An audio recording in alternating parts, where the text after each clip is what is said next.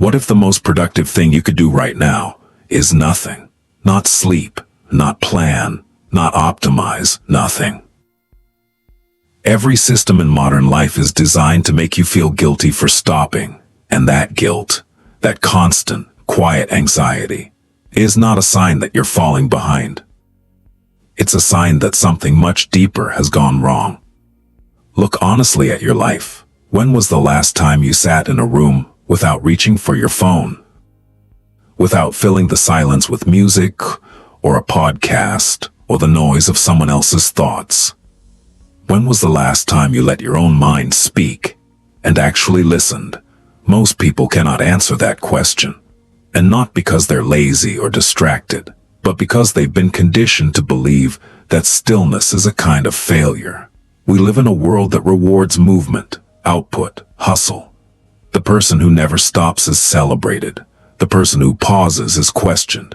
And somewhere along the way, we absorbed that belief so deeply that we forgot it was ever a choice. The result is a generation of people who are constantly busy and quietly exhausted, who consume more information than any humans in history and feel less certain about who they are, who are always connected and profoundly alone inside their own minds.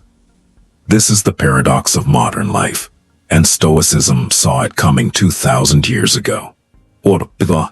Think about this. When something goes wrong, a harsh message, a missed opportunity, a moment of public embarrassment, what happens inside you? For most people, the response is immediate. Defensive. Reactive. Before any thought has formed, the emotion is already moving. Already making decisions. Already writing a reply, rehearsing an argument, building a story.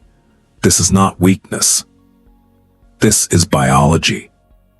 The nervous system is wired for speed, not wisdom. It was designed to respond to threats, not to contemplate them. And in the ancient world, that served us well. But we are no longer living in that world. The threats most people face today are not lions or falling rocks. They are emails, opinions, social comparisons, and the silent pressure of other people's expectations. And none of those threats require immediate action. They require something far more powerful. They require the ability to pause. The Stoics called this the pause between stimulus and response, that narrow space, invisible to most people, where a human being either acts from instinct or chooses to act from reason. Most people never find that space.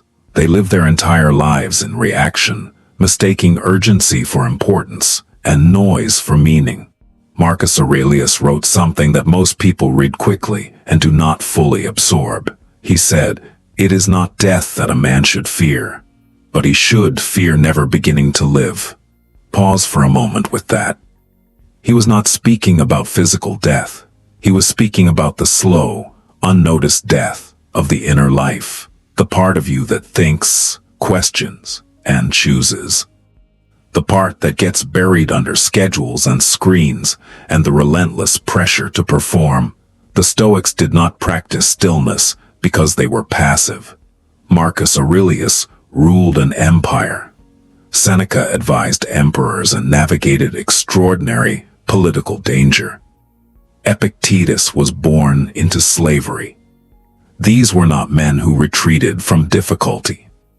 They practiced stillness because their lives demanded so much from them. They understood something that most people in the modern world have forgotten. The mind is not a machine. It cannot produce wisdom on demand. It cannot generate clarity through speed. True insight, the kind that changes the direction of a life, does not arrive through effort alone. It arrives in silence, in space, in the art of doing nothing. Here is the trap. When you are always busy, you feel productive, and feeling productive feels like progress. But there is a profound difference between movement and direction.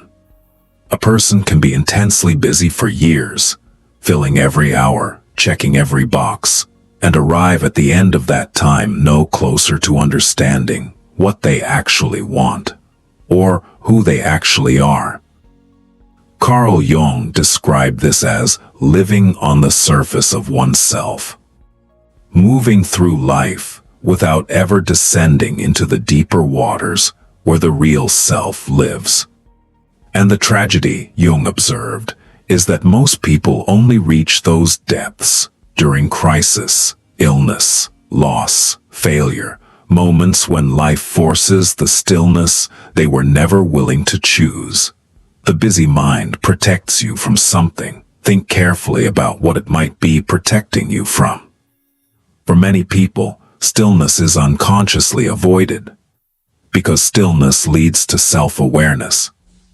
And self-awareness, when it arrives honestly, often reveals a gap between the life you are living and the life you know, somewhere quietly, that you are meant to live.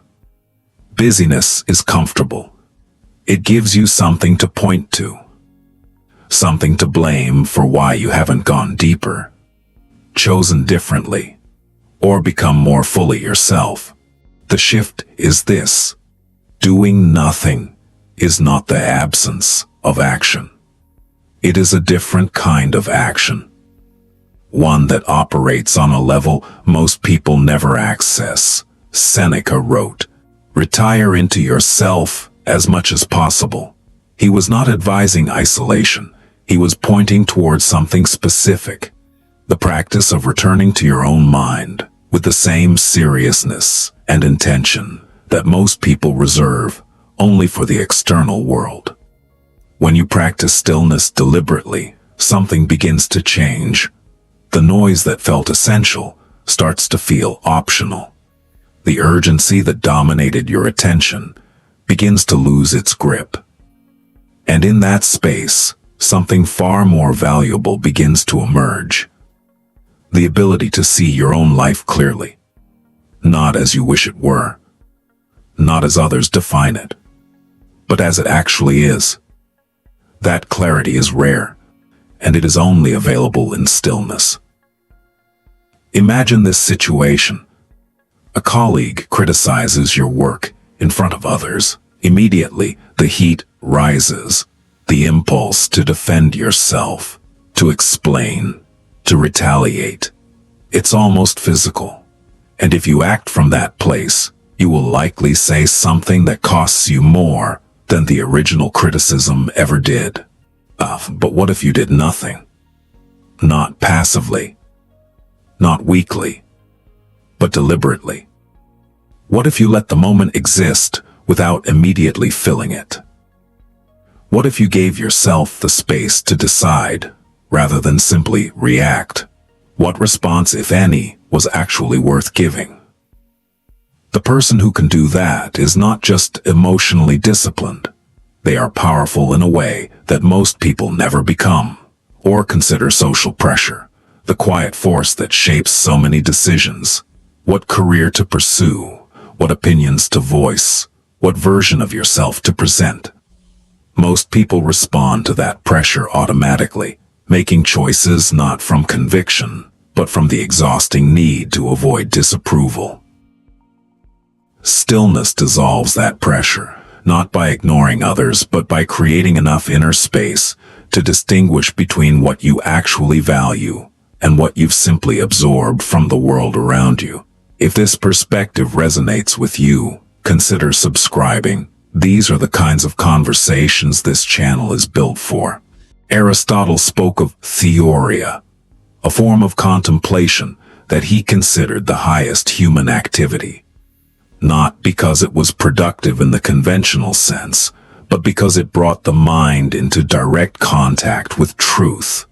He believed that a person who never contemplated was, in a certain sense, never fully alive. Socrates built an entire philosophy around the pause.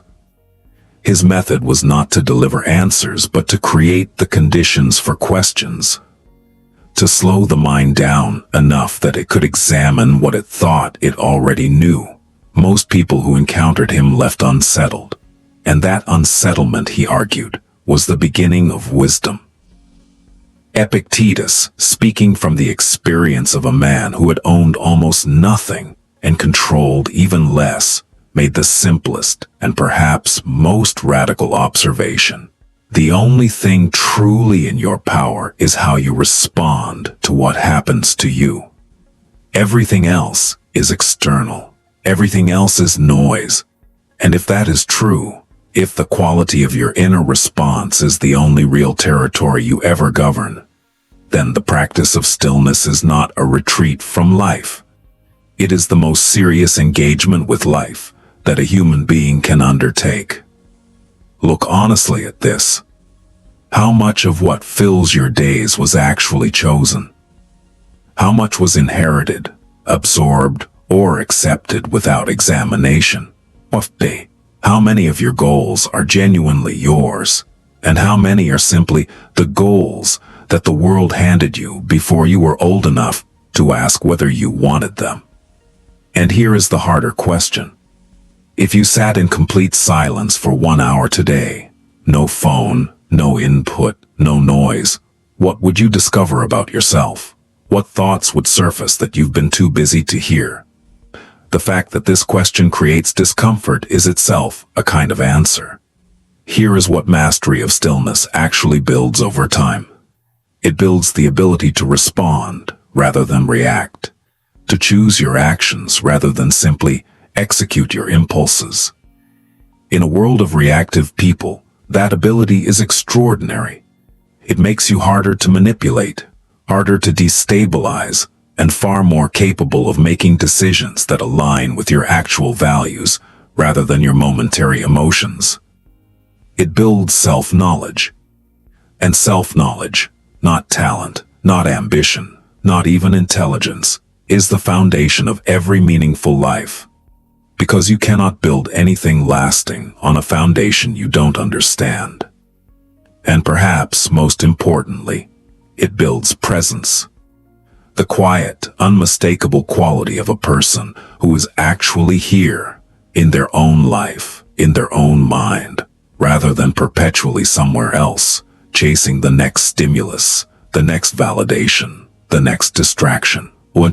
That presence changes how people experience you. It changes how you experience yourself. It is not something you can manufacture. It can only be grown slowly in silence. The art of doing nothing is not a luxury. It is not laziness dressed in philosophy. It is one of the most demanding and least practiced disciplines available to a human being. It asks you to sit with yourself when every instinct says to move. It asks you to trust that the answer you're looking for will not arrive through more effort, but through less noise. It asks you to believe, against everything the modern world teaches, that you are enough, right now, to be worth listening to. Marcus Aurelius returned to his journal each morning not to plan his conquests, but to examine his mind, to ask whether his thoughts were worthy of the person he wanted to be. He ruled an empire, and he knew that the most important territory he governed was the one no one else could see. You have that same territory. The question is simply whether you'll take the time to explore it. Stillness is not the opposite of strength. It is where strength is forged. Go there.